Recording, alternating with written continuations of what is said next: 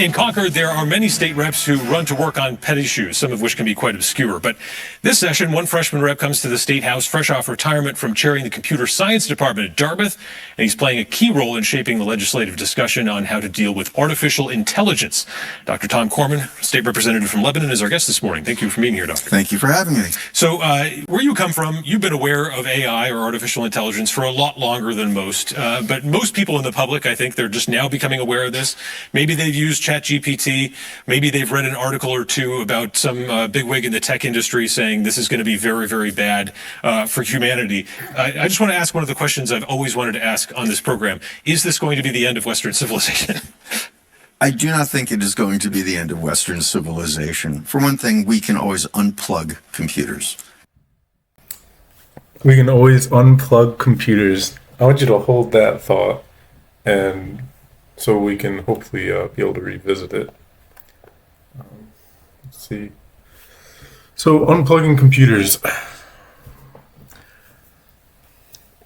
Soon, computers will be a part of our financial institution.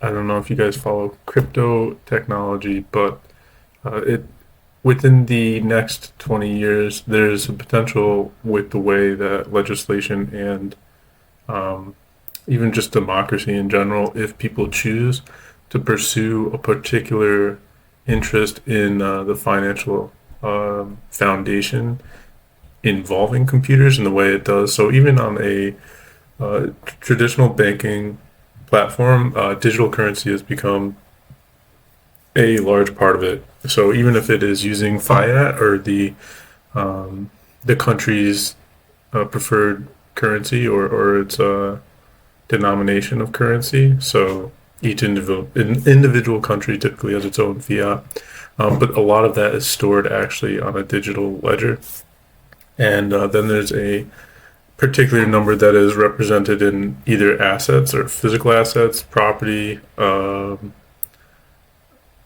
also gold traditionally, and a lot of people might be thinking immediately right there that we don't follow the gold standard, and you can hold on to that point too.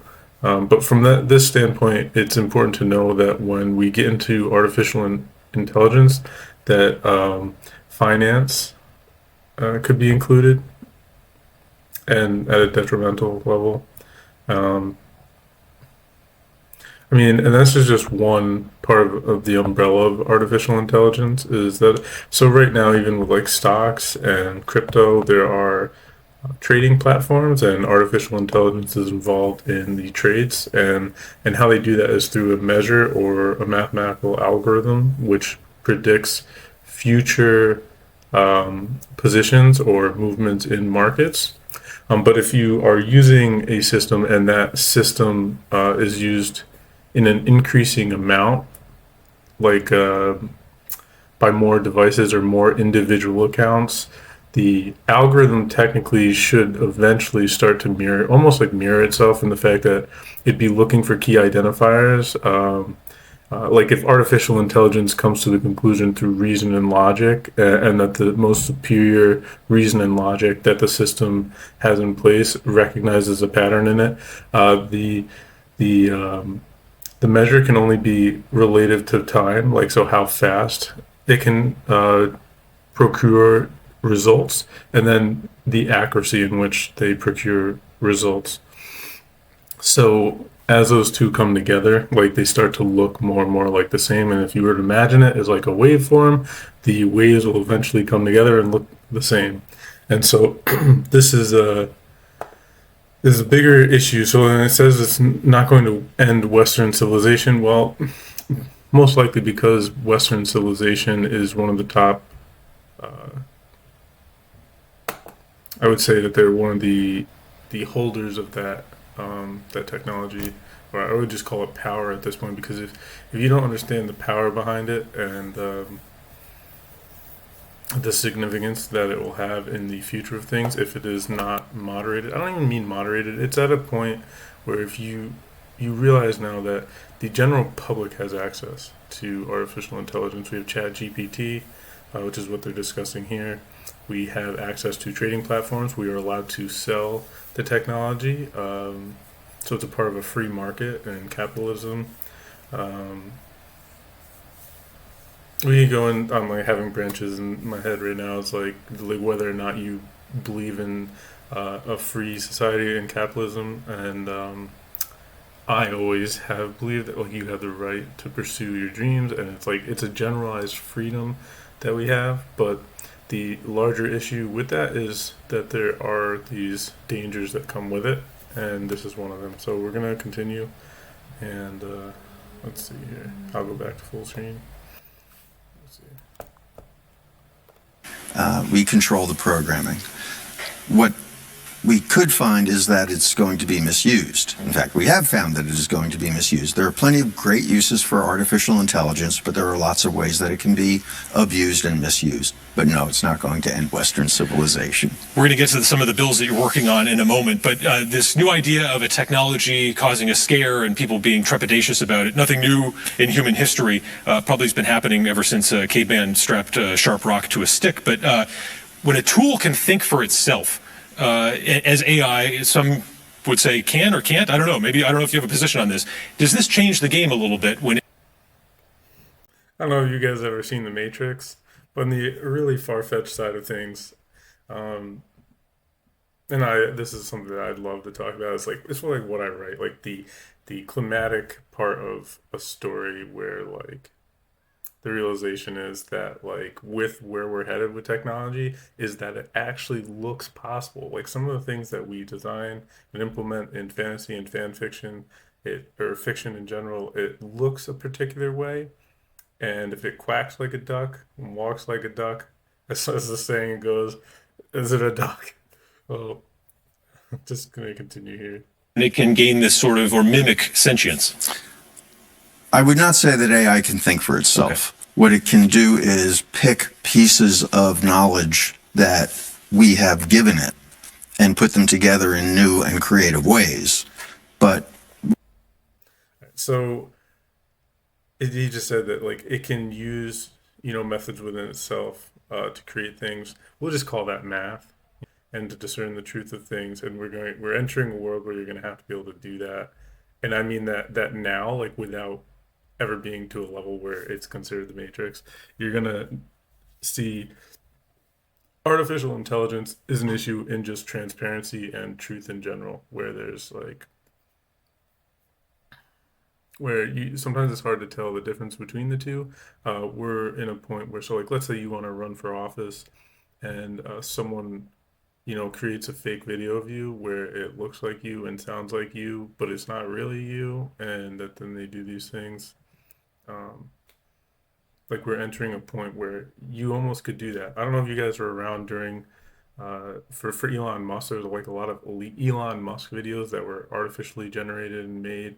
Um, the end point or desire from those videos, I never really. I mean, some of them are more obvious than others, and then others were like, I mean, it's his voice, and it talks about the things he wants, and maybe they were just trying to generate views because views equals income. If I don't know if you're like with the general landscape of the world where we have where the freedom to share information, but to also benefit like through value. Like if other people value, they watch your content, and if you get enough views, like the value there is perceived, and it's backed through like a participation in the economy by you getting value through advertising, or like CPRM, or conversion rates, and how well your niche might relate to the topic at hand and things like that. And so different people might sponsor you, and but so your value that connects with people in general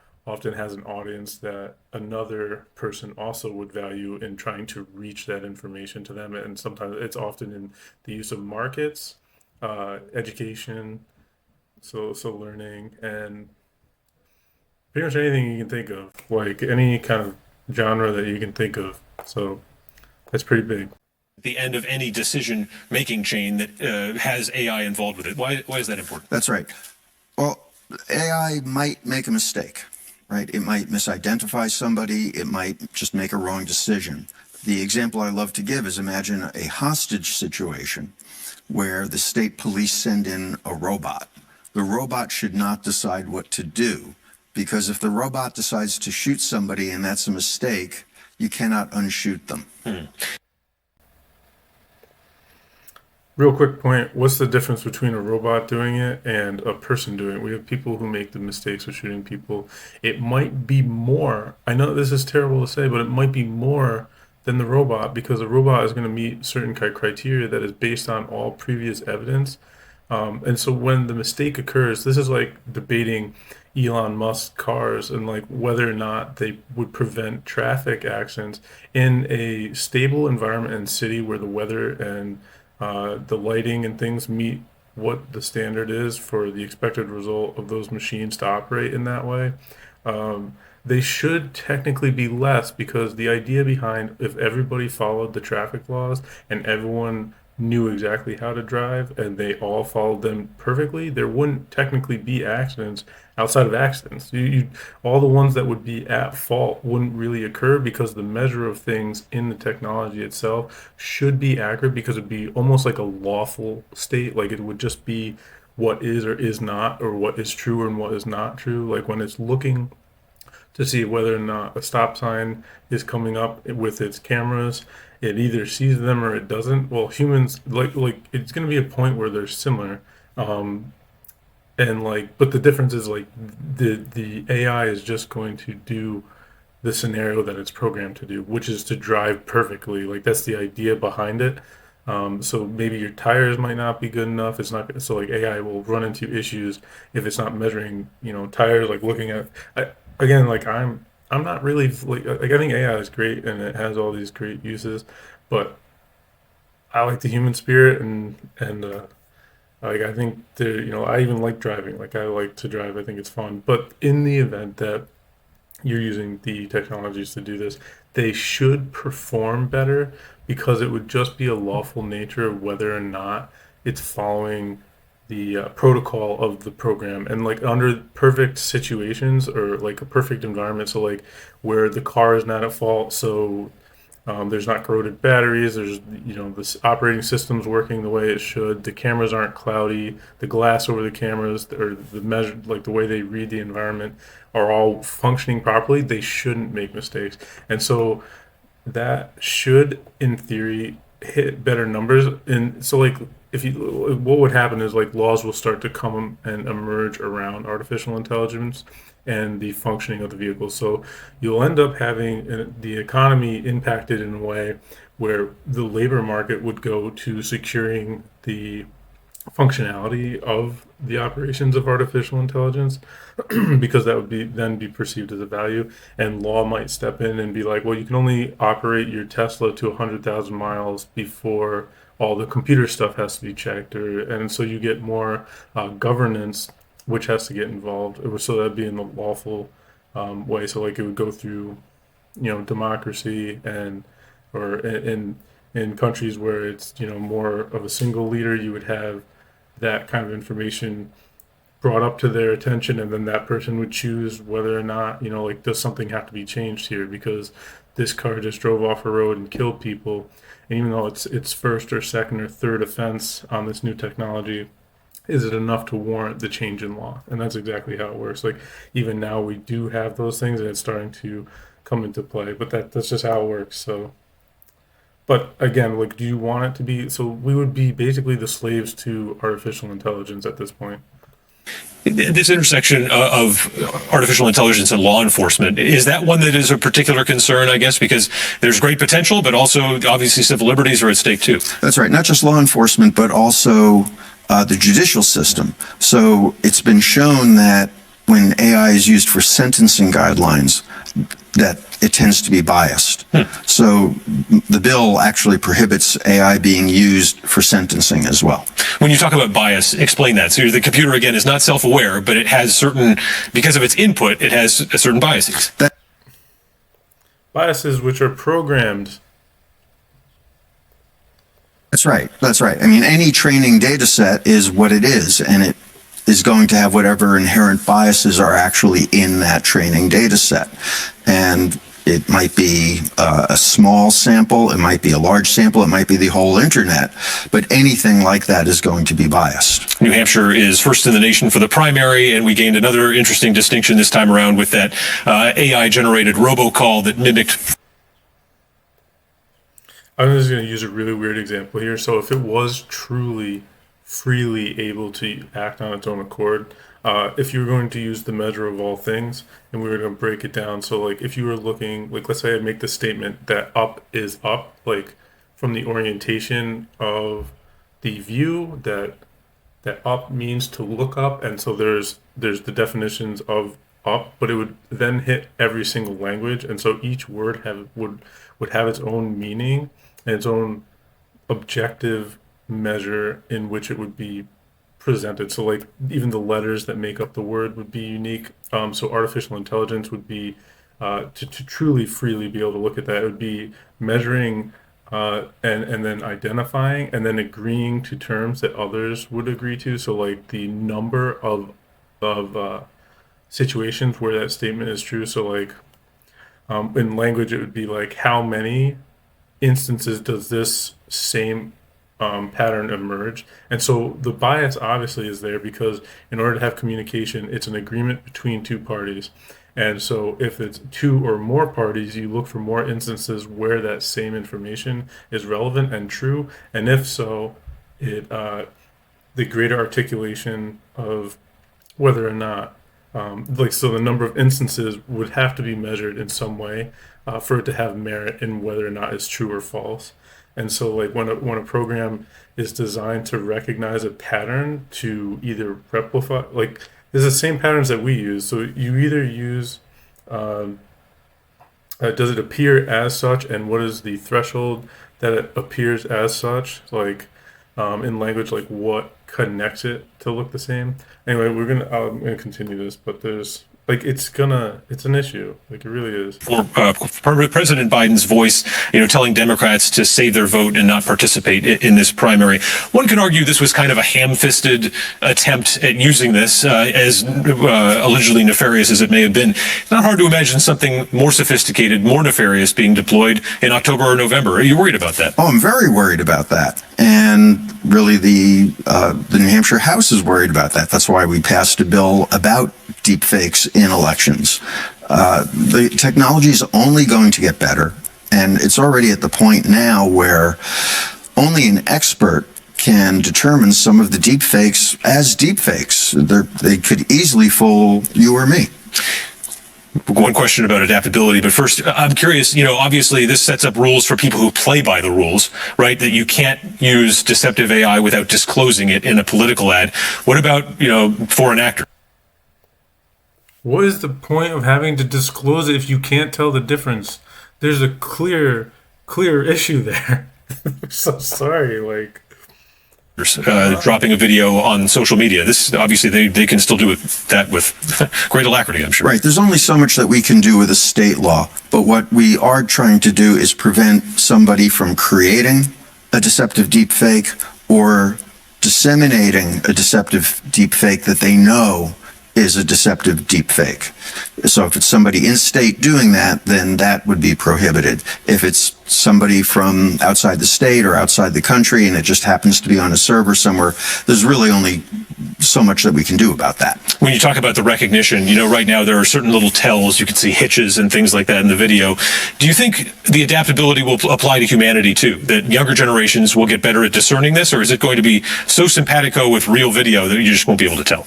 I'm afraid that it's going to be undetectable except by expert means, where there's very careful analysis done of the video. It won't matter. This is so crucial. Like, it won't matter. Like, if you can't tell the difference, it'll already be teaching you what it desires to teach you. You, like, at the highest form of level and understanding, like, if it looks the same, it's like if I present to you and I look a certain way and I tell you something, like if you can't tell the difference between me and I have a perfect twin, like if my actual twin looked exactly like me and it spoke and its sound and everything, even the environment didn't change the way we appeared, or like if we looked identical and we were indistinguishable and they acted out in a certain way, you would believe it just to be associated with the naming of what came before. So like the previous memory or recollection of understanding which you've realized that point in your life, like wherever that previous truth came from, like that would be like how you come to understand and know things as they are. But if you can't tell the difference between them, and then like say like where your values are, it would come down to where your values are, and that's it. You'd have to really look internally, like it would just be like, well, I either agree with the statement or I don't. Like I like over easy eggs or over medium eggs, and like if someone were to tell you like that interpretation were to talk to you and be like, like this is a difficult one, but like because it doesn't matter, it really depends on you still, like your individual self and like how you believe it to be. But like any statement that comes out of my mouth, like it would come down to your own reasoning and logic in which you already understand. But if you give that power to artificial intelligence or something that that controls what you see every day, like the truth of things, or like even if it's like in the news or the media, which is again, this is an issue that we're facing now, like. And I don't mean like pretend that it's from a spectrum from zero. Like let's say there's no issue now, but the probability in which it can exist is so like even if it's one instance point to any number that you can name, like that's crucial. Like if you think it's zero, I wish I could hear like have your actual feedback on this. Like, what do you think? How much in today's society do you feel like this is an actual issue? Like, do you believe, like, innately in yourself that you've seen any kind of deception? And what is the level of deception that you've had? And this is crucial too because you're going to have to start measuring, and I'll get to that because you're gonna have to start looking. And so yeah, let's finish this. So with really computerized means to really look for the irregularities. This bill passed in the House fairly easily. There was a bit more of a fight in the Election Law Committee over, certain scenarios where AI might be used, not necessarily in a deceptive way, but the example that was raised was this situation in Pakistan where a candidate was jailed for whatever reason and his campaign scrambled and said, okay, well, we're just going to use AI to generate a version of our candidate to continue campaigning, at least in the digital realm. Obviously, I'm not sure the law would apply, if it passes to that because they're using it to advance their campaign, not harm somebody else. But do you think that's something we're going to see more of, that people just expand with? Look, where's the issue there? First of all, if you're born into society today, do you have the same means as someone who's already running a campaign? Like, let's say you have access to artificial intelligence, right? Like, if you truly have access, I don't mean like ChatGPT. I mean like the power. I mean like the warehouse is full of GPUs. I mean access to legislation and law and power, or like a judge. Like at that point, like, is it fair? And you're gonna see it is not. They can do with this. Yes, I do think we're going to see that. But I also think that when it's being used for deceptive purposes, at least our law, if it becomes a law, will help to some degree. But yeah, I mean, we're just going to be seeing AI used more and more to produce video, to produce audio, to produce images, and just in various aspects. Guys, I don't like AI, and I'm still forced, as someone who has like an entrepreneur spirit, I'm still forced to look at it sometimes as an option because I don't have the same means as someone else who might have access to be able to, to hire full on. Like I want to get my like a book that I'm writing to be voiced over, and like it's like here's the problem is like every single person is going to say, well, can I use AI? AI is basically almost free. Let's say it's $7.99 a month, and the person, like the real human being who has a life and they share memories with you and they walk around the same streets or the same neighborhoods, Maybe they're across the planet. Like it's still cool to be connected in far reaches of the world and be able to have connections in that way. But now you're looking at like an option, which is a part of the economy and the global foundation of which we value and perceive the efforts of people to be compared to a program that you can pay $7.99 a month, which all is funneled to one owner. So like there's an owner of these programs, right? So like, that $7.99 is still going to someone. People decide I'm gonna use ChatGPT and artificial AI voices to work on my projects to reach other people. And by the way, the level of creativity and it's almost like the level of color. Like let's say you were to be able to put a number on how many colors exist in the world. If AI like through trying to come to what works, like this best method of what works, we actually see less creativity and less color almost. Like I drove through a neighborhood the other day where the process was streamlined, where all the houses kind of looked similar. Like they're gorgeous. Like whatever they're doing it in a way that they would definitely get the best return on their investment. They're beautiful houses, but they all look the same, and they were manufactured quickly, probably with decent materials. But there's like three parts that make up what would be like a good return on like an investment or like a project when building housing.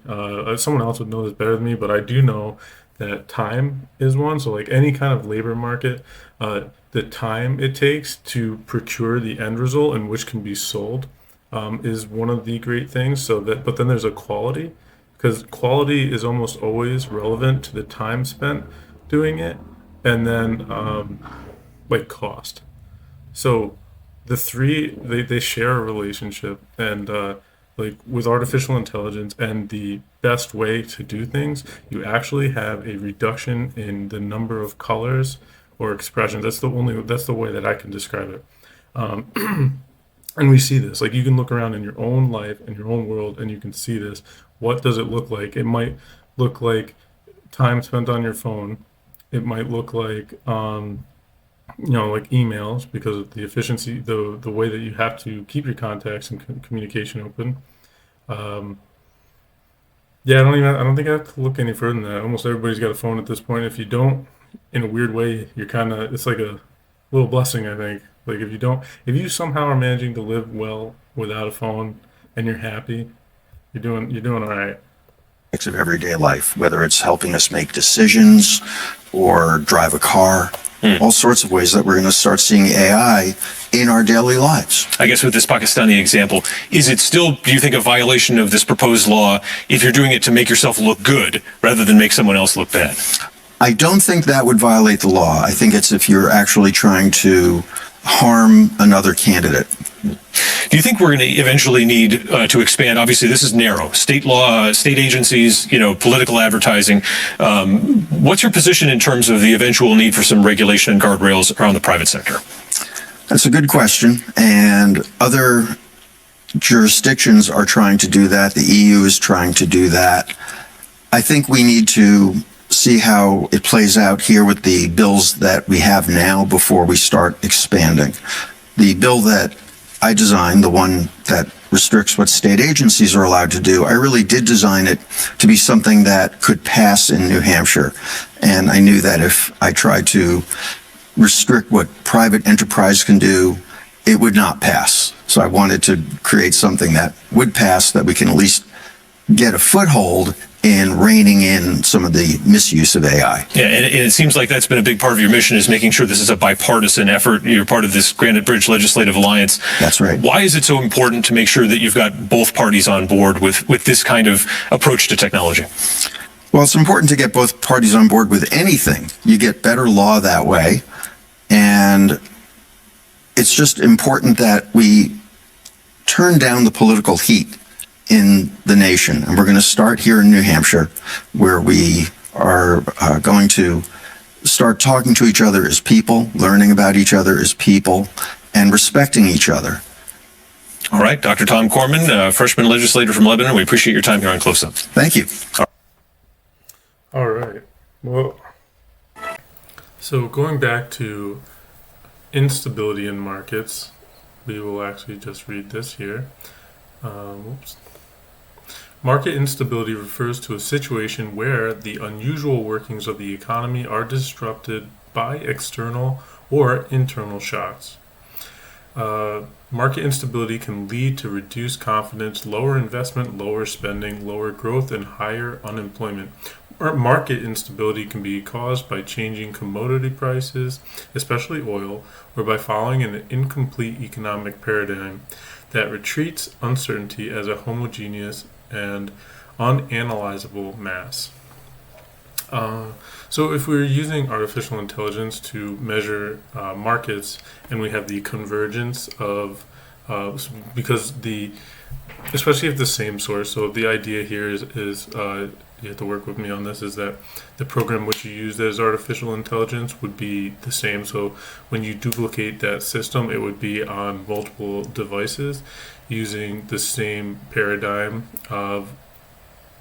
or the same protocols in which it would make determination or decisions based on bets. We'll just call them bets because that's like with investing, it is the belief that the market will go up in your favor. So when it grows, you gain financial benefits through the growth of a market.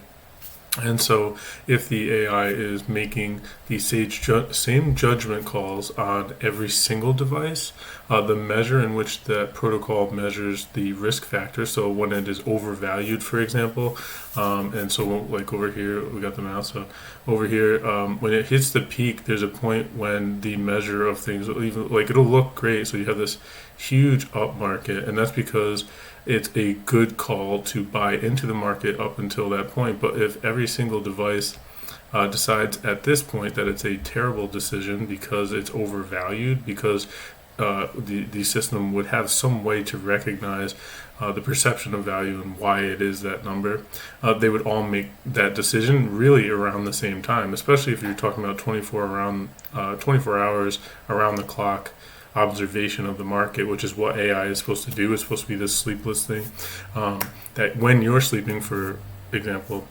it can still make educated decisions for you. Again, not only is that, like, yes, it sounds easy, it sounds lovely, but there's a reason why it's not going to work. So yeah, all of them make the same decisions, and then you have a market crash. But what happens when your entire financial market, guys, this is crazy. If you can tell how important this is to me, but it's insanity. So if your banks start using this technology, so even in the video that I just showed, the idea that they're going to pass law to allow artificial intelligence in non-private sector. So like right now, he discussed the allowance and permissions within private sector. Private sector is large, okay? It doesn't mean just your home. It can mean businesses too. In this particular example, I believe it to be whether it's governance or of private party, as in the population which participates in the economy. So if you have the governance is allowed to use this technology, does that mean, are they affiliated with the banks, and how much are they?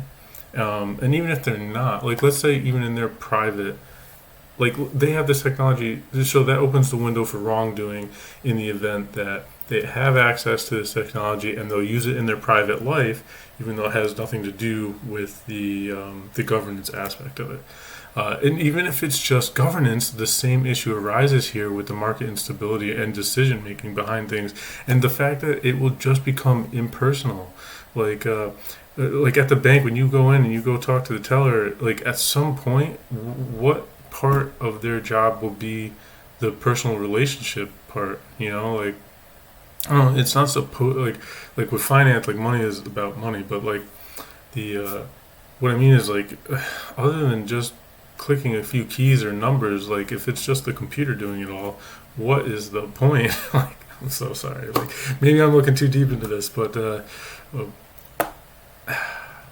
But yeah, so the problem is you'll have collapsing markets, and then even if the people who aren't using it, the threshold obviously, if you have a whole number, let's say you have a 100%, is the recognition of all the financial aspects of a market, even if like at some point there's the 50% is the equal number there, right? Like it's the even point, so that's the threshold. So once it passes a threshold, let's say it makes 60%, like let's say AI or any kind of means to use this kind of technology for this particular assistance. Okay, I'm making tea. Heard some boiling out, freaked me out.